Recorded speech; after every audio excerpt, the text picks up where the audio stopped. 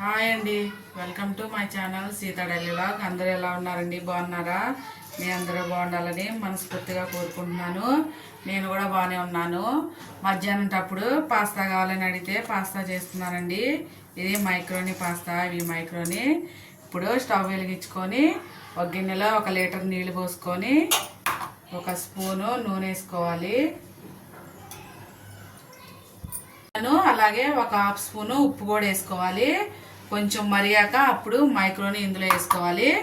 నీళ్ళు మరిగేలోపు మనం 1 క్యాప్సికమ్, కొంచెం క్యాబేజీ ఉంది, అలాగే 1 క్యారెట్, 1 టమాటా, కొంచెం అల్లం ముక్క, ఇవన్నీ సన్నగా ముక్కలు కట్ చేసుకుందాం.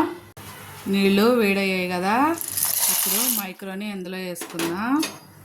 ఒక 5 నిమిషాలు ఉడికించుకుంటే సరిపోతుందండి, ఎక్కువసేపు కాదు. ఒక 5 నిమిషాలు చూసుకుంటూ ఉండి ఉడికించుకోవాలి. లోపల కూరగాయలు కట్ చేసుకున్నా.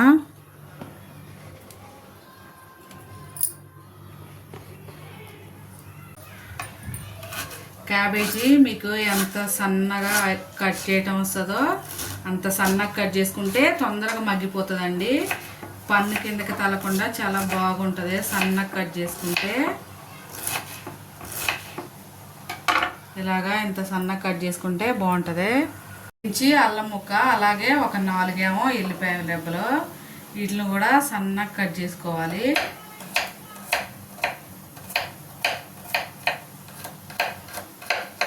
ఇలా సన్నగా కట్ చేయాలి. అల్లం కూడా సన్నగా కట్ చేసుకోవాలి.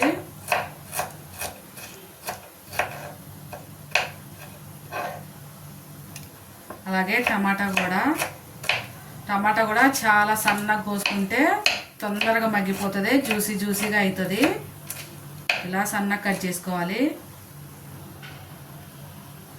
అలాగే క్యాప్సికమ్, దీన్ని కూడా సన్నగా, మీకు ఎంత సన్నగా వస్తే అంత సన్నగా కట్ చేసుకోండి. తొందరగా మగ్గిపోతుంది, బాగుంటుంది జ్యూసీగా.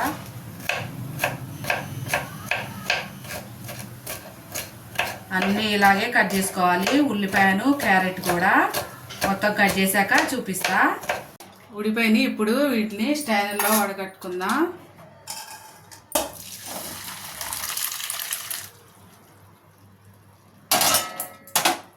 వడగట్టేసుకొని దీనిలో కొంచెం పైనుంచి చల్లటి నీళ్ళు పోసుకుంటే ఒకదానికొకటి అంటుకోకుండా ఉంటుంది. దీన్ని పక్కన పెట్టేద్దాం. ఇప్పుడు చూడండి, ఇలా అన్నీ సన్నగా కట్ చేసుకోవాలి. క్యాప్సికమ్, క్యాబేజీ, టమాటా, క్యారెట్, అలాగే ఒక పెద్ద ఉల్లిపాయ, ఒక చిన్న ఇంచు అల్లమను, ఇవి.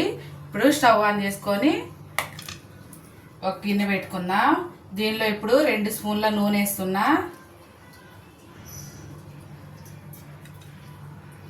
నూనె వేడయ్యాక అల్లమను, ఎల్లుల్లిపాయ వేస్తున్నా.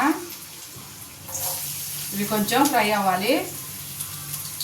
అల్లమను, ఎల్లిపాయ వేగిపోయాక ఇప్పుడు సన్నగా కట్ చేసుకున్నా ఉల్లిపాయ వేద్దాం. ఇది కూడా ఎర్రగా ఫ్రై అవ్వాలి. వేగిపోయినాయి.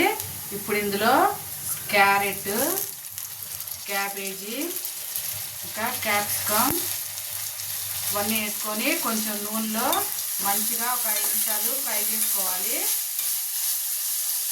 1/2 స్పూను ఉప్పు వేసుకున్నా, ముక్కలు తొందరగా సాఫ్ట్ అయిపోతాయి. ఇప్పుడు టమాటా వేసుకున్నా. టమాటా వేసుకొని కలుపుకొని మూత పెట్టి ఒక 5 నిమిషాలు మగ్గించుకోవాలి టమాటాని.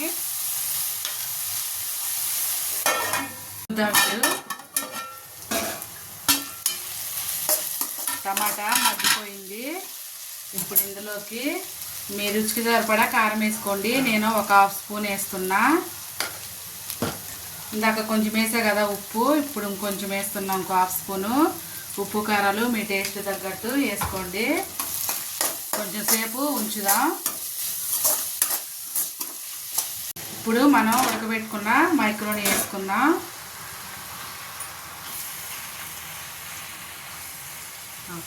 ఇందులో మ్యాగీ మసాలా వేస్తున్నా, 1/2 స్పూను.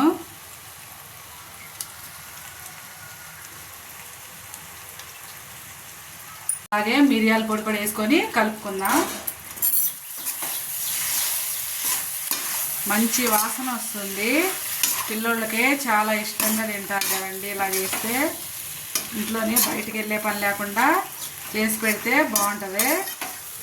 అయిపోయింది మైక్రోని పాస్తా. ఇప్పుడు స్టవ్ ఆపేసుకొని ప్లేట్లో వేసుకుందాం. ఇవాళకి నా వీడియో ఇంతేనండి. నా వీడియో కనుక నచ్చితే ప్లీజ్ లైక్ చేయండి, షేర్ చేయండి, కామెంట్ చేయండి ఫ్రెండ్స్. అలాగే నా ఛానల్ని సబ్స్క్రైబ్ చేసుకోవడం మాత్రం మర్చిపోకండి. మీకు కావాలంటే దీనిలో టమాటో సాస్ కూడా వేసుకోవచ్చు, చాలా బాగుంటుంది. ఇంతే, పాస్తా రెడీ. బాయ్.